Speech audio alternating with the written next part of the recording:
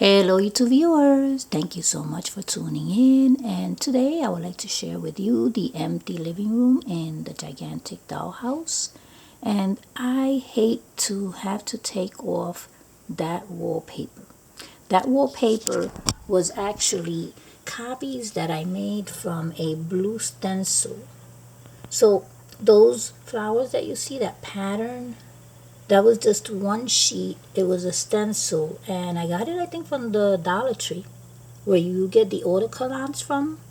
That's where I got it. So I made copies, and that's how it became black and white. And I cut them to fit the wall. So I went all across. Here, I didn't place anything on here. At one time, I probably had something there, but I ran these all the way to the other side, even making borders around until I covered all the walls of this living room. There's a door here that leads to the kitchen. But yeah, I ran it all the way, and of course, as you can see, half of the wall at the bottom is all wood matching the floors. The floors are in great condition.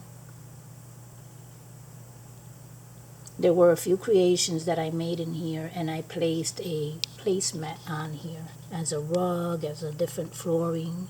But my next creation, I think in my next creation, I will use it as is, the way you see it right there. So it's going to be an elegant setting in this living room. So yes, I am debating. Oh my God. I say oh my God because it was a lot of work to cut this up and place it all around, and it looks beautiful.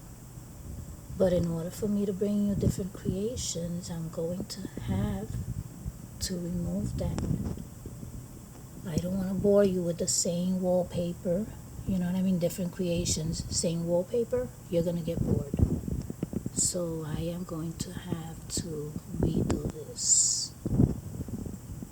And of course the frame is going to have to go, or maybe it will be placed back there with the new wallpaper, so it'll look really different. But right now I just love the way it looks, so I'm giving you one last look. I hope that you stay tuned for all the changes, for the transformation. And thank you so much for watching.